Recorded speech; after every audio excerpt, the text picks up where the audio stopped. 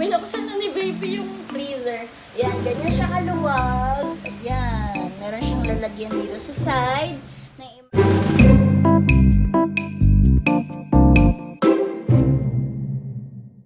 Ano talaga may kabay ulit? charot Sige, okay lang, takbang mo.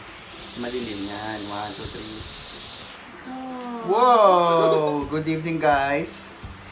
And today, tonight, not tomorrow, meron po kaming i-unbox. At ang i-unbox namin ay isang box. Hindi, actually na ano na siya, na-unbox na siya kanina. Ngayon, Ayan, kunwari ngayon. kanina na nasa work ako. Ano bang i-unbox natin? Na kunwari? Yeah, i-unbox namin ang dream naming sariling refrigerator. Ref na lang. Ayan. Matagal na pinag-isipan ng asawa ko kung anong brand yun, pero ako talaga pumili. Actually, nagtatalo kami kung Samsung ref, no frost inverter ba, o Panasonic. Siyempre, unang tingin ko Panasonic. Ayun nga. Panasonic na. Nagwagi siya. Kasi nagtanong din ako sa mga mommy group. Ang dilim ko naman. Sa mga mommy group, Panasonic daw ang the best. Kaya yun, napilitan ako na mag-Panasonic na. Meron akong magic eye sa mga gamit. Hi, baby! Don't eat your hand. Ngayon, ayan na. Tingnan natin. At yung Panasonic ref pala na binili pala namin is inverter, Econavic, NBR260VS. Econavi. Econavi ba? Oo, 9 cubic feet. Kaya okay na rin siya. Okay yung size niya para sa small family. Kaya carry lang. Kung madagdagan pa kami ng isa, okay lang. Ayan, ipapakita na namin yung ref in 5, 4, 3, 2, wow!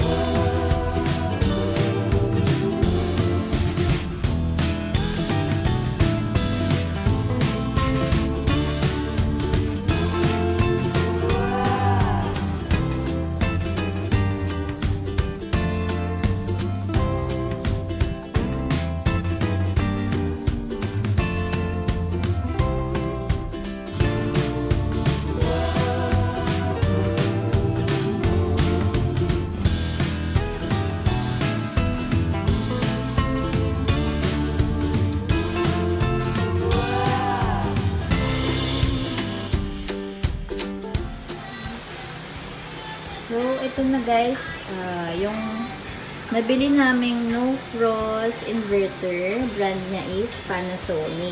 Yan. Panasonic, and then, nag-focus. Yan, yung model niya is NR-BP260VS. Size niya, 9 cubic feet yung loob niya. Good for small families. Yan. Simpleng family, okay siya. Okay yung size niya. 230 volts. Usually naman sa isang tahanan, 220 pataas na yung mga volts. Kaya carry.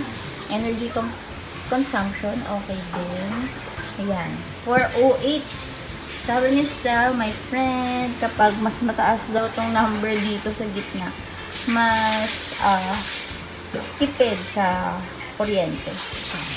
Sa kanya ko lang din nalaman, nabili ko. Hindi ako marunong tumingin ng ganyan. Pero nakasulat naman dito, sorry, hindi ako nagbabasa. Higher EEF means lower operating cost. So, very good talaga yan. Ganyan. Meron pang computation. May math pa rin dito.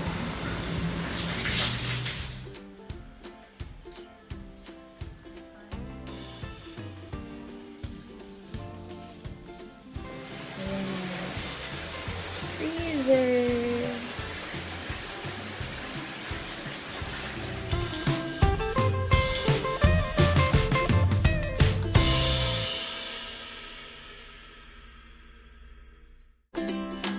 So, ito na yung nabili namin, si Panasonic NR-BP260VS inverter.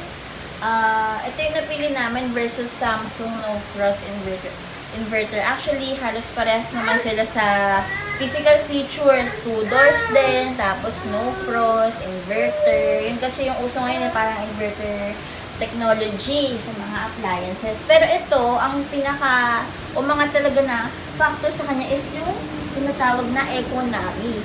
So, sa understanding namin ni hubby, economy, parang technology na iniintindi ni economy yung lifestyle mo sa paggamit ng ref. Halimbawa, yung pagbukas sara mo ng ref, nakikita niya yung information na yon para mag-adjust siya, Bulol ako sa S. Yun yung pagkakaintindi namin kay economy. Parang siya yung mag-a-adjust nung energy saving, kumbaga, sa ref, no? Ayun, yun yung pinaka-umangat sa Panasonic. Pinagugula. Hi! Hi, guys! Ayan, silipin natin yung ref. Tara! Nilok yung pinaka-importante. Then, next na na-imagine ko ilagay dito yung mga meat, frozen goods, hotdog, ham, bacon, ganun. Lalo na ngayon, magpapasko. Karne, yan, nakalagay siya. Sana ma-maintain namin na malinis yung ref. Yan. Tapos meron din siya dito control ng temperature. Siguro lagi lang natin siyang i-normal. Pwede na siguro. Tapos yan, kinaganda nga nito, no frost siya. Kasi yung ref dun sa kabila, siya, dinidefrost. Dun kami nakakassel sa paglinis kasi parang every week kailangan mo i-defrost. Tapos ang kapal-kapal ng yelo. Sana hindi talaga siya maganon. Yun ang gusto ko dito. No frost. Inverter. Silipin natin yung baba. Baby, close natin Tignan natin ngayon yung baba. Ayan. Meron pa siyang mga tape dito. Lagayan ng eggs. Yan. Lagayan ng eggs. Ito pwede siguro dito mga vitamins, juice, sa baba soft drink, soju ni hubby. Store natin yan. Bottled water. Tapos dito siguro mga cake. Ang dami ko na-imagine, di ba? First time kasi namin magka-ref ng sarili, kaya sobrang excited kami dito. Tapos ang kinaganda pa dito, marami siyang ganitong patungan. Yan. Kita niyo ba? Mga patungan na ganito. Yan. Pwede mo siya i-adjust. Halimbawa, mataas yung cake mo, may mataas kang bottle of wine. Pwede mo siguro tanggalin, tatago mo muna, tapos lagay mo dyan. Di ba uso ngayon yung mga contest na cake, yung alalaki ng cake. Tapos sa baba, dito, pwede yung mga veggies, gulay. Ayan, madalas kang magulay kasi si Haki, healthy eating. Yan, pwede siya dyan. I-store. Yan, super excited. May mga dikit-dikit pa siya. Hindi pa namin tinatanggal. Tapos ito, ayan, lagyan ng yellow, ice cubes. Ice cubes. Kapag may bisita, pwede na siyang opera ng juice, charot. Hindi ng tubig. Wala pa siyang laman. Ano kaya magiging laman niyo? Gusto niyo, meron kaming what's in our ref challenge. Charot.